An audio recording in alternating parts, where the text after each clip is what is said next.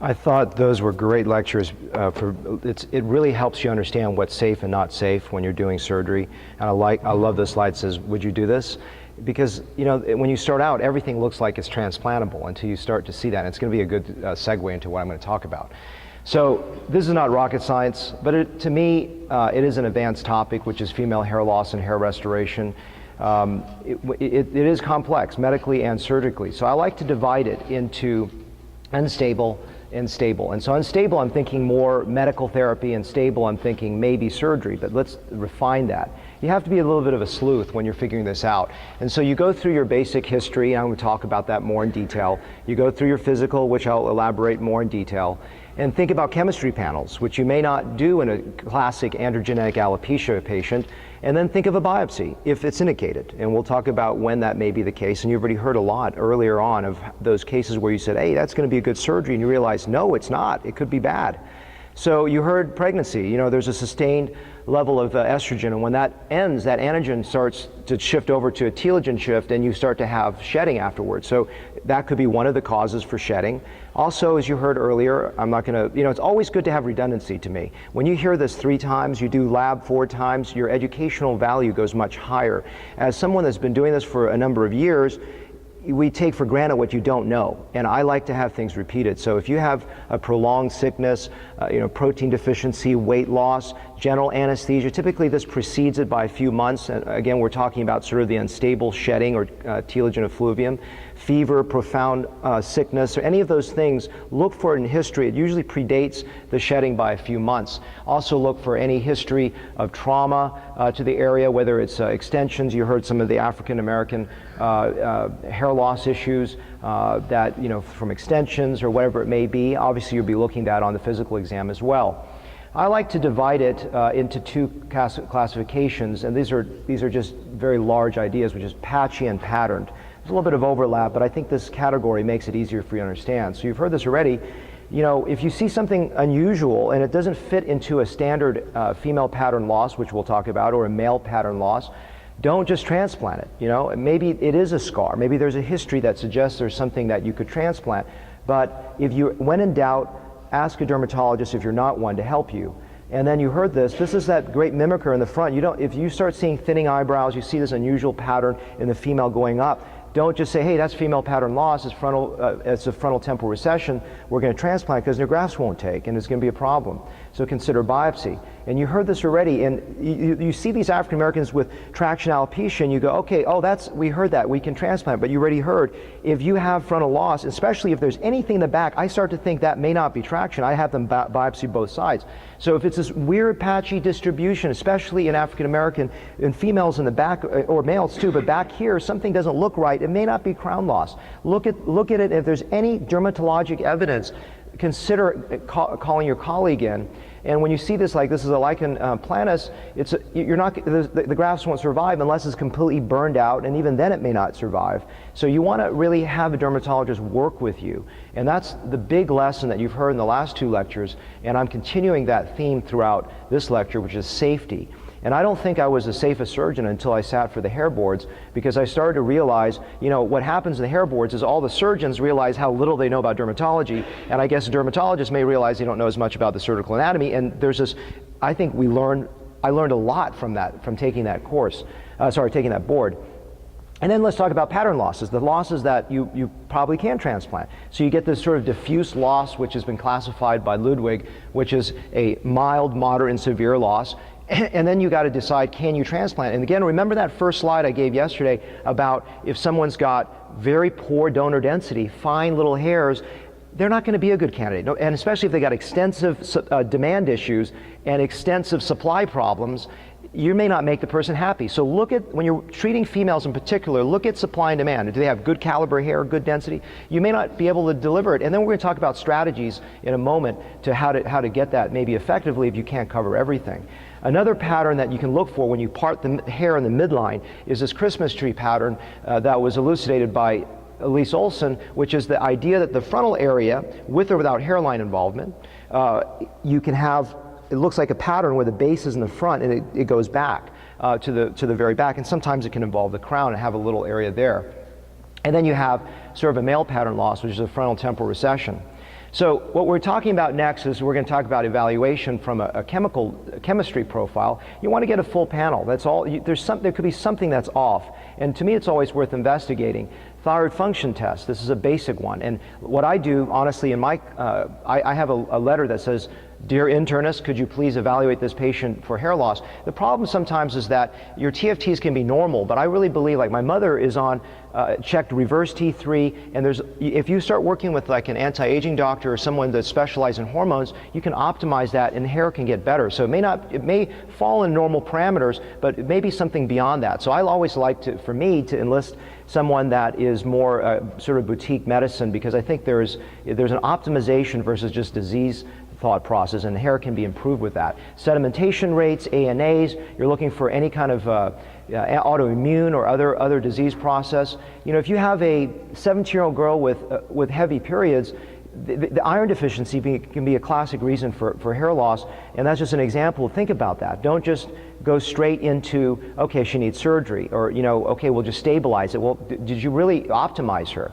And then hormones. Hormones is testosterone, estrogen, and then the biggest androgen is dihydroepiandrosterone sulfate. Say that 4 times fast. DHEAS, and it's best to check all these hormones, and I don't do all this.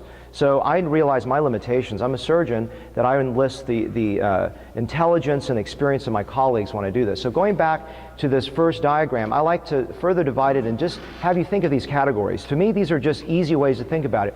When you've got a patient that's unstable and patchy, maybe that's, and maybe that emotionally distraught, maybe he's not a good surgical candidate, and someone that's maybe stable and patterned is someone that may be surgery. Sometimes you can take an unstable patient, make him stable through medicine, and then consider possible surgery. In terms of the medicine, you've heard me talk about it yesterday. You want to think about replacement meds, as I mentioned, which is the thyroid, iron, something else that may be targeting the physiologic problem for the patient. Viviscal has worked well for me when someone is in a shedding stage. I typically don't use it just for stable hair loss. I usually use it for chronic telogen effluvium, and I usually use it for women or acute telogen effluvium. And then low-level laser. I typically, you're going to hear my talk in about an hour about this more in detail, how exactly I use it. But it's something that I use for women. If it's acute, I don't make them buy a laser device. But if it's long-term, you know, it's maybe worth it. And then minoxidil, to me, works in the majority. And I really defer this to Dr. Rogers. He's a really great article. I really encourage you to read is it May, June? When was that? Just recently out. Somewhere around there. It was in the forum. It was fantastic. So I actually, again, send this out. If someone wants to be on certain medicines, I send them out. And an idea is to minoxidil sort of a base. And then if you got a premenopausal woman, consider spironolactone. Remember some of the ideas that I presented yesterday, which is make sure that they're not on ACE inhibitors, SSRIs, you check your sodium, potassium levels. There's a lot of things that I just don't do as a surgeon, so I enlist the help of a colleague, and in this case, most dermatologists are quite comfortable managing spironolactone. I'm not. And finasteride, as I said, there was a study last year that showed benefit at a 5 milligram single-day dose in postmenopausal. Remember, you cannot do this in someone premenopausal because of risk of teratogenicity. And then I put this scary photo. These are my patients who had a shock loss after a hair transplant. So I'm so careful with epinephrine loads, and that's probably, you know, a colleague of mine, actually I shouldn't say her name, she said not to say her name. I remember this, and okay, we'll delete that off the YouTube.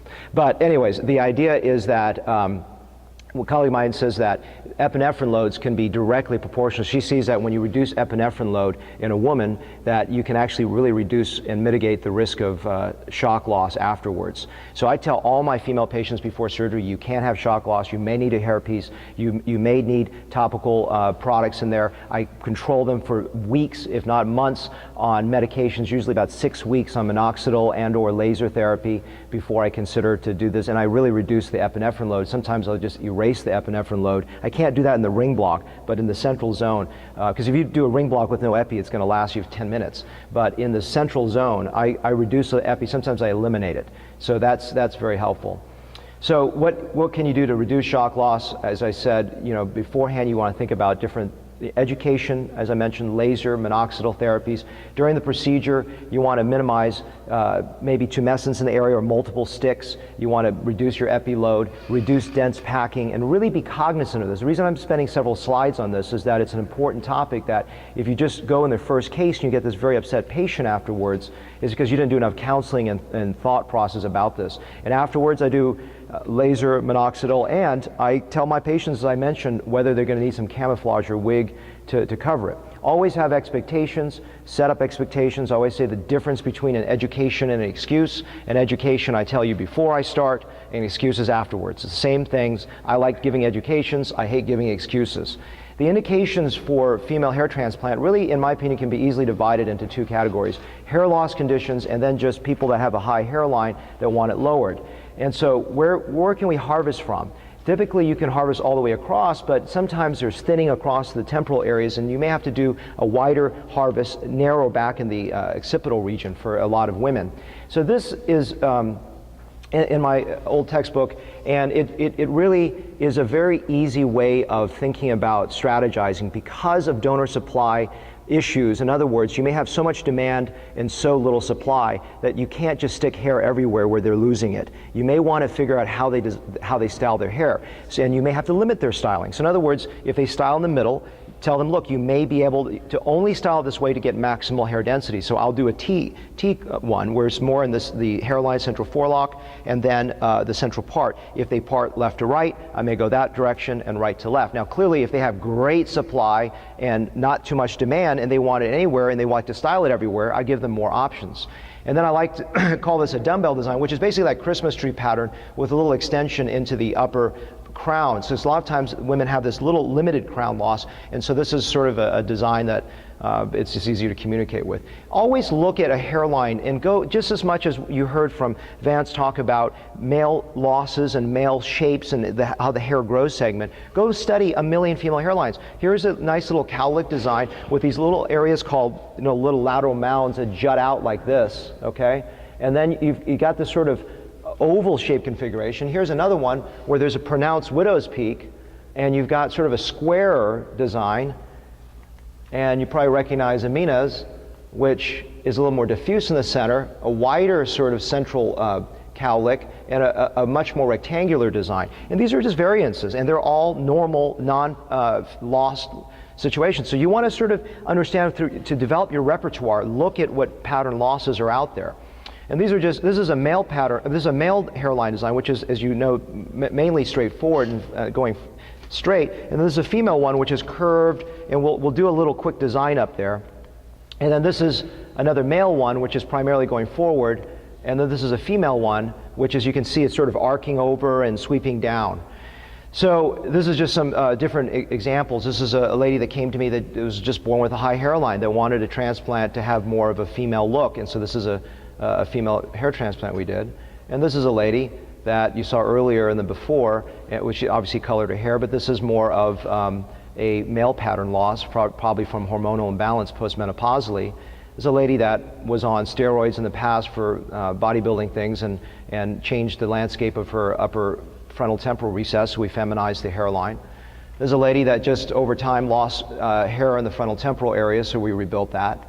This is a traction alopecia case that she was actually more excited about how it framed her face. In other words, what we don't think about, we just stick hair up there, but artistically, when you frame a face, she said, I look prettier. And even though she looks happier than before, I'm sorry, but I don't know why. This is a transgendered case, is just rebuilding a hairline so it looks more feminine. Eyebrow transplants to frame the eyes. And then if you look about central density issues, you can see different design patterns going back. This is the front, and then toward the crown, you can see this dumbbell design. And this is a wide diffuse loss that we did in a transplant for. Very advanced Ludwig. This is a sort of moderate to severe Ludwig pattern. This is sort of that Christmas tree pattern, okay? And so just different types of examples. So we're going to do a quick demo here.